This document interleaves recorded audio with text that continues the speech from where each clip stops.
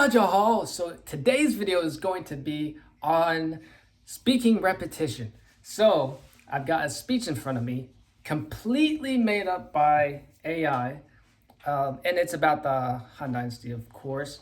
So that part I specified, and then I made sure that it was kind of like around my level of Chinese, so like around 4 or 5, level HSK 4 or 5 for speaking.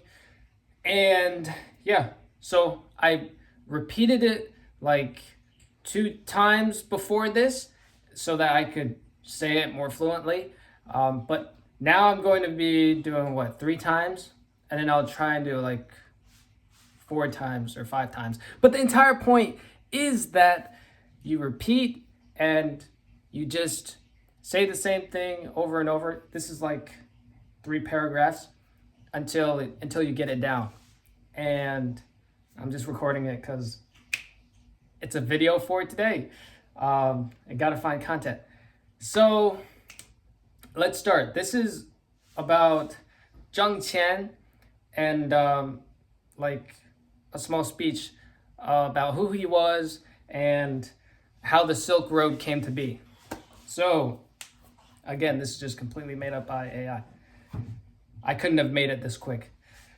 大家好，今天我想要跟大家介绍一下中国历史上非常重要的一件事，汉朝的丝绸之路。And these are completely in Chinese characters, by the way. There's no pinyin. So do that a little to challenge yourself. 汉朝的时候，中国已经非常强大。特别是汉武帝在位的时候，中国很富裕，也很安全。张骞是汉朝一位很有名的外交家。公元前138年，汉武帝派他去西域找盟友，一起对抗匈奴。张骞去了13年，虽然没有完全成功，但是他带回来了很多关于西域的信息。他第2次出使西域的时候，打开了中国和中亚、欧洲贸易的大门，这就是后来大家说的丝绸之路的开始。丝绸之路不只是卖丝绸，还运送茶叶、瓷器、香料、宝石等等。中国把丝绸和瓷器卖到很远的地方。西方国家把玻璃、马、葡萄这些东西带到中国，因为这条路，大家的文化也开始交流。佛教就是从印度通过丝绸之路传到中国的。丝绸之路让中国和世界第一次真正连在一起。现在我们中国又提出了一带一路，这就是新的丝绸之路。2000多年前的汉朝人用勇气和智慧打开了世界的大门。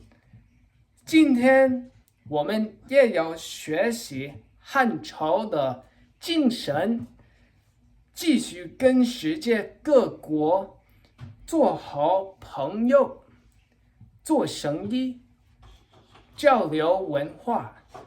谢谢大家。So, just like that. And that was like my 3rd time reciting it.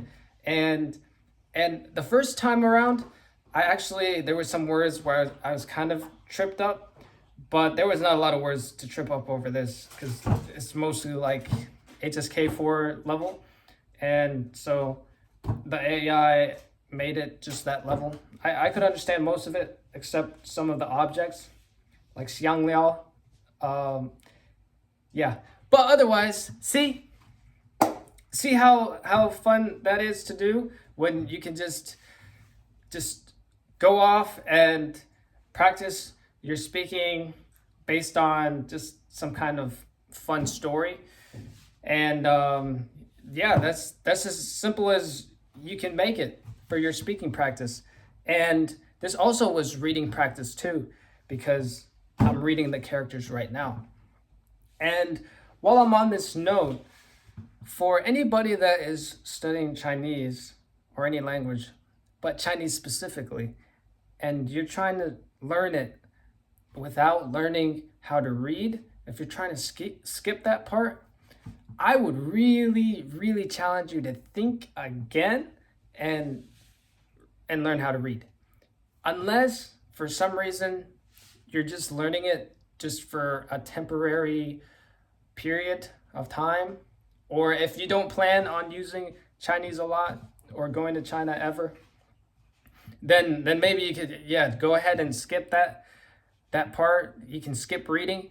But if you are planning to learn Chinese to fluency and you want to come to China or you want to use Chinese a lot, then I challenge you to learn how to read, and that will help you a lot, because by reading you can build another pathway in your brain to remember that Chinese word, because you'll not only know it audibly, you'll not only record how to say it, but you'll also visually remember what the word is because you've read it before and you know how to read and you know the characters. So yeah, that's what I would say on that note.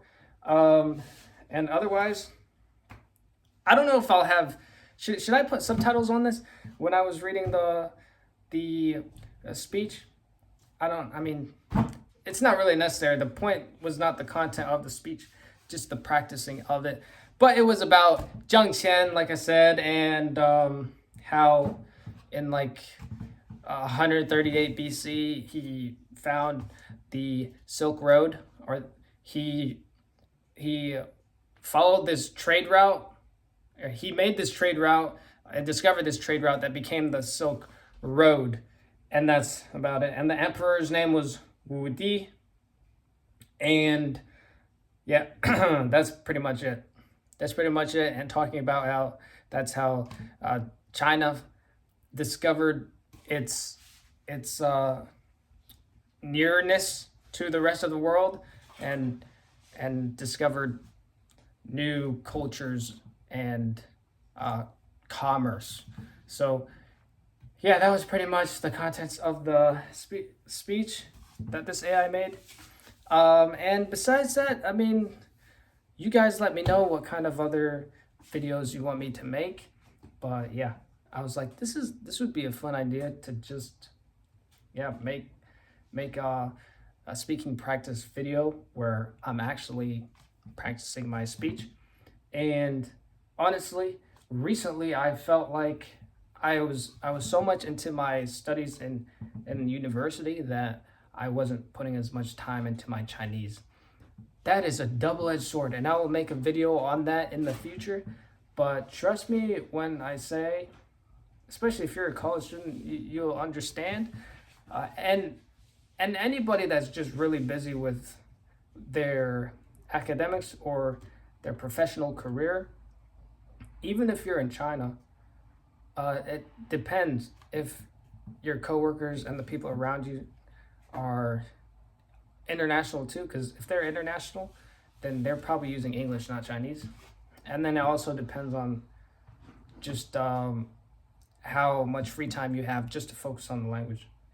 So anyway, yeah, I'll go into that in a later video, and I'll unpack what I mean by that. But yeah, practice.